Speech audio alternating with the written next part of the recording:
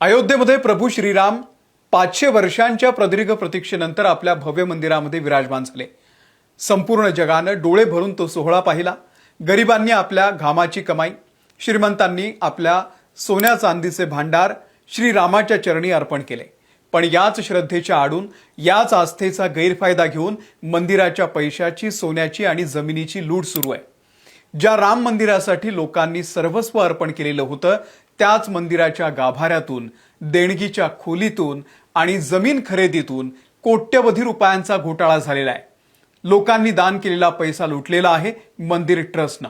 विशेष तपास पथक म्हणजे SITनं तयार केलेला 150 पानांचा प्राथमिक अहवाल आलाय आणि हा अहवाल आता उत्तर प्रदेशचे मुख्यमंत्री योगी आदित्यनाथ यांच्या टेबलवरती ठेवण्यात आलेला आहे। या 150 पानांच्या रिपोर्टमध्ये नेमकं काय ते जर तुम्ही ऐकलं तर तुमच्या पायाखालची जमीन सरकणार आहे। देणगीचा पैसा या सगळ्या लोकांनी कसा लुटला, लोकांनी वाहिलेले दागिने, सोन्याच्या विटा त्या सुद्धा लुटल्या आणि मंदिराची जी जमीन आहे, त्याच्या आजूबाजूचा परिसर आहे, त्यातही जमीन घोटाळा झालाय। कोट्यवधी रुपयांची लूट झालेली आहे आणि हे करणारे कोण होते तर श्री राम जन्मभूमी ट्रस्टची माणसं। सगळा अहवाल पुढच्या 10 मिनिटांमध्ये तुमच्या समोर मांडतो, शेवटपर्यंत बघा। नमस्कार, मी अमोल किन्होळकर, आपण पाहत आहात महाराष्ट्र टाइम्स ऑनलाईन। SITच्या 150 पानांच्या अहवालातली सर्वात मोठी आणि धक्कादायक बाब म्हणजे देणगीची चोरी झालेली आहे आणि मंदिर ट्रस्टची माणसं आणि त्यांचे नातेवाईक यांनी ही केलेली आहे। मंदिराच्या व्यवस्थापनापासून ते थेट देणगी मोजण्याच्या खोलीपर्यंत या लोकांनी कब्जा मिळवला आणि रामाच्या दरबारामध्ये लूट चालवलेली आहे। यात सगळ्यात महत्त्वाचं पात्र आहे श्री राम जन्मभूमी ट्रस्टचे महासचिव चंपत राय आणि त्यांचा पुतण्या चंदन राय। गेल्या वर्षापर्यंत चंदन राय हा व्यक्ती रामघाट परिसरामध्ये भाड्याच्या खोलीमध्ये राहत होता, पण मंदिर निर्माण सुरू झालं आणि याचं नशीब पालटलं। अयोध्येच्या माझा परिसरामध्ये यानं जमीन खरेदी केली आणि हरिद्वारमध्ये हॉटेल उभं केलं। दुसरं पात्र आहे श्री राम जन्मभूमी ट्रस्टचे आमंत्रित सदस्य गोपाळ राव यांचे पुतणे सोमेश आनंद। हा सोमेश आनंद याची ड्युटी काय होती तर मंदिर परिसरामध्ये व्हीलचेअरची व्यवस्था करणं, म्हणजे लोकांना दाखवायला हे काम, पण याच्या मंजुरीशिवाय मंदिराच्या कोणत्याही कंत्राटदाराचं पेमेंट होत नव्हतं। बांधकाम साहित्याचे पैसे याच्याच माध्यमामधून यायचे। याच्याकडे VVIP पास देण्याचे अधिकार होते। इतकंच नाही तर देणगी मोजण्याच्या गुप्त खोलीतही हा जात होता। त्याला तिथे प्रवेश कसा मिळत होता ते अजून कळलेलं नाहीये। सोमेश बद्दल धक्कादायक दावा असा आहे की गेल्या 3-4 वर्षात 50 पेक्षा जास्त वेळा रेल्वेनं पोती भरून तो घेऊन गेला। गोपाळराव आणि सोमेश आनंदचं गाव कर्नाटक मधलं हुबळी आहे। त्यानं हुबळीला या पोत्यातून नेमकं काय नेलं याचा शोध सुरू आहे। विशेष म्हणजे तो पोती घेऊन जायचा आणि रिकाम्या हातानं विमानानं परत यायचा। तिसरं पात्र आहे मनीष यादव। हा मनीष यादव चंपत राय यांच्या जवळचा व्यक्ती रामशंकर यादव म्हणजेच टिन्नू यादवचा पुतण्या आहे। मनीषची ड्युटी ही देणगीच्या खोलीमध्ये पैसे मोजण्याची होती। धक्कादायक बाब म्हणजे SITनं टिन्नू यादवच्या घरातून तब्बल 36 लाख रुपये रोख जप्त केलेले आहेत। मनीष यादवला मंदिर परिसरातून बाहेर जाण्यासही सध्या बंदी घातलेली आहे। यानंतर 2 पात्र आहेत ट्रस्टचे सदस्य डॉक्टर अनिल मिश्रा यांचे नातेवाईक अनुकल्प आणि लवकुश मिश्रा। अनिल मिश्रा यांच्या सांगण्यावरून हे दोघेही देणगीचे पैसे मोजण्याच्या कामामध्ये घुसले होते। यांनीही देणगीच्या पैशावरती हात मारला। लवकुशच्या घरातून शेणाच्या गौऱ्यांमधून ढिगाऱ्यामध्ये लपवलेले 12 लाख रुपये जप्त करण्यात आले, तर अनुकल्पनं काही दिवसांपूर्वीच 65 लाखांचं घर खरेदी केलं होतं। पैसा कुठून आला तुम्ही समजून जा। रामाच्या नावावरती लोकांची माथी भडकवायची, लोक श्रद्धेपोटी पैसा दान पेटीमध्ये टाकतात आणि श्री राम जन्मभूमी ट्रस्टवरचे हे सगळे चोर आपल्या नातेवाईकांना घुसून तिथून पैसा अक्षरशः लुटतायत।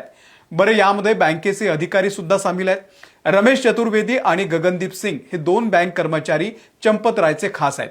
हे दोघेही मंदिरात यायचे आणि त्यांच्यासोबत टिन्नू यादव सगळा पैसा मंदिरातून बँकेत घेऊन जायचा। दाखवायला बँकेत जायचे, प्रत्यक्षात एका वेगळ्या ठिकाणी जायचे आणि तिथे पैशांची वाटणी व्हायची। म्हणजेच लोकांनी कष्टाने कमावलेला, देवाच्या श्रद्धेपोटी वाहिलेला पैसा या ट्रस्टमधल्या लोकांच्या थेट घरात जात होता। हा तर झाला रोख पैशाचा घोटाळा। हा तर ट्रेलर आहे, पिक्चर अजून बाकी आहे। ऐका पुढे काय काय झालं। SITच्या 150 पानांच्या अहवालामध्ये जानेवारी-फेब्रुवारी 2025 या काळामध्ये जो कुंभमेळा झाला त्या काळात मंदिरात मोठा घोटाळा झालाय। लोक प्रयागराजला यायचे, कुंभमेळ्यामध्ये स्नान करायचे आणि मग श्रीरामाच्या दर्शनासाठी अयोध्येला जायचे। याच काळामध्ये दररोज 10 लाख भाविक रामललांचं दर्शन घेत होते। मंदिरातल्या दानपेट्या नोटांनी आणि सोन्या चांदीनं काठोकाठ भरायच्या। जेव्हा गर्दी वाढली, देणगीचा ओघ वाढला, तेव्हाच या टोळीनं सर्वाधिक फायदा घेतला असा संशय एसआयटीला आहे। एसआयटीच्या तपासामध्ये समोर आलेला आहे की भाविकांनी प्रभू श्रीरामाला अर्पण केलेलं सोनं, चांदी, हिरे, मौल्यवान रत्न आणि अष्टधातूच्या विटा यांचं डॉक्युमेंटेशन आणि त्यांची जो हिशेब आहे त्यामध्ये मोठी गडबड आहे। जेव्हा तपास अधिकाऱ्यांनी ट्रस्टच्या बड्या पदाधिकाऱ्यांना विचारलं की सांगा सोन्या चांदीचा साठा नेमका कुठे आहे, त्याची नोंद कुठे आहे, याचा हिशेब दाखवा, तेव्हा या सगळ्या अधिकाऱ्यांची पदाधिकाऱ्यांची बोलती बंद झाली। यातला कोणीही समाधानकारक उत्तर देऊ शकलेला नाहीये। विचार करा, अत्यंत मौल्यवान धातूच्या सोनं चांदीच्या विटा, दागिने याचा हिशेब मंदिर ट्रस्टकडे नाहीये। वा वा, मंदिराच्या या सगळ्या ट्रस्टच्या लोकांसाठी आपण टाळ्या वाजवल्या पाहिजे। हा घोटाळा इथेच थांबत नाही। राम मंदिराच्या जमिनीतही घोटाळा झालाय। तिथल्या लोकांना देवाच्या नावावरती व्यवहार करायला लावले आणि 40% कमिशन खाल्लं या लोकांनी। हा या घोटाळ्यातला सगळ्यात महत्त्वाचा भाग आहे। काय झालं, लक्षपूर्वक ऐका। मंदिराचा विस्तार करण्यासाठी 107 एकर जमिनीची गरज होती। ट्रस्टने गेल्या 5 वर्षात मंदिराच्या ठिकाणापासून 500 मीटर ते 3 किलोमीटरच्या परिघातील जमिनी खरेदी केल्या, पण कशा? सरकारी दरापेक्षा तब्बल 17 पट अधिक किंमत मोजून, आणि यासाठी 40% कमिशन खाल्लंय। विशेष म्हणजे यात खरेदी न करता येणाऱ्या नजूल म्हणजेच सरकारी जमीन आणि इतर मंदिरांच्या जमिनींचा सुद्धा समावेश आहे। काही तुम्हाला उदाहरणं सांगतो।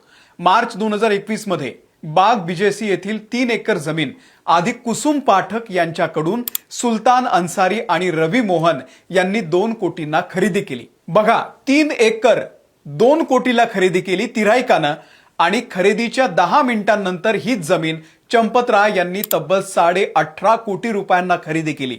म्हणजे 10 मिनिटात जमिनीची किंमत 16.5 कोटींनी वाढली। बरं, या व्यवहारामध्ये साक्षीदार कोण होते? तर तत्कालीन महापौर ऋषिकेश उपाध्याय आणि ट्रस्टचे सदस्य अनिल मिश्रा।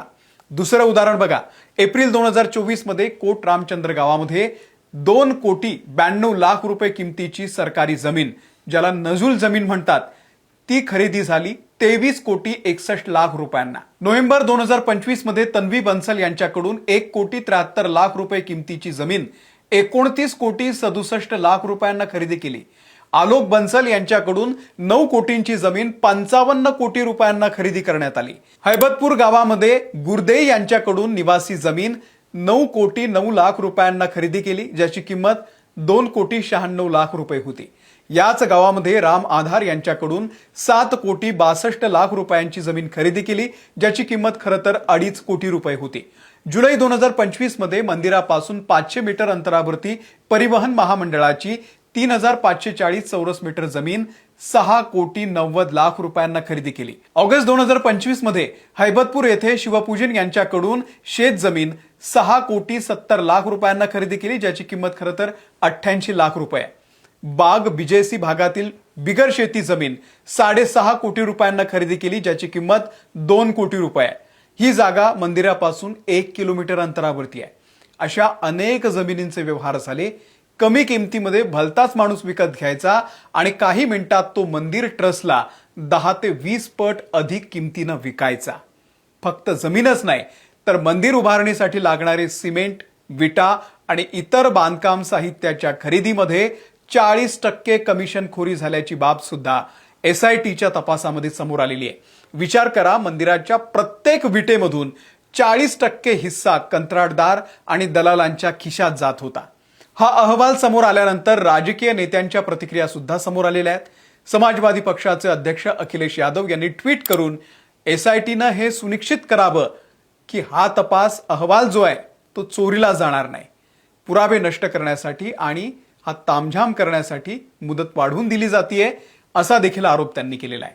हा केवळ आर्थिक घोटाळा नाहीये, तर कोट्यवधी रामभक्तांच्या भावनेशी आणि आस्थेशी झालेला क्रूर खेळ आहे। विचार करा, देशाच्या कानाकोपऱ्यातून आलेले भाविक आपल्या कष्टाचे 10 रुपये, 20 रुपये, 50 रुपये, 100 रुपये दानपेटीत टाकतात। एखादा मजूर जेव्हा आपल्या घामाच्या पैशातून मंदिरासाठी एखादी वीट अर्पण करतो, तेव्हा त्याच्या मनामध्ये फक्त आणि फक्त भक्ती असते। त्यांना वाटतं की आपला पैसा हा प्रभू श्रीरामाच्या चरणी जातोय, पण त्या पवित्र पैशावरती जर कुणाचा पुतण्या हॉटेल बांधत असेल, कुणी गोऱ्यांमध्ये 12 लाख रुपये लपवत असेल, कुणी कंत्राटदाराकडून 40% कमिशन खात असेल आणि कुणी सोन्या चांदीचे दागिने चोरून आपलं घर भरत असेल, तर यापेक्षा मोठं कोणतं पाप असू शकतं तुम्हीच सांगा. SITनं या सर्व घोटाळ्याची डिजिटल डायरी आणि रोजचा अहवाल मुख्यमंत्री कार्यालयाला पाठवलेला आहे. या 150 पानांच्या प्राथमिक अहवालानंतर राम मंदिर ट्रस्ट बरखास्त करून नवीन ट्रस्ट स्थापन होण्याची शक्यता आहे. अर्थात ही शक्यता आहे. मुख्यमंत्री योगी आदित्यनाथ या भ्रष्टाचारावरती नेमकं काय म्हणतात, काय कारवाई करतात, कितपत कडक कारवाई करतात, याकडे सगळ्या देशाचं लक्ष लागलेलं आहे. तुम्हाला या सगळ्या घोटाळ्याबद्दल नेमकं काय वाटतंय? या घोटाळेबाजांना कोणती शिक्षा झाली पाहिजे? कमेंट करून सांगा. व्हिडिओ आवडला असेल, माहितीपूर्ण वाटला असेल तर शेअर करा आणि आमच्या महाराष्ट्र टाइम्सच्या YouTube चॅनलला तुम्ही सबस्क्राईब करा. धन्यवाद.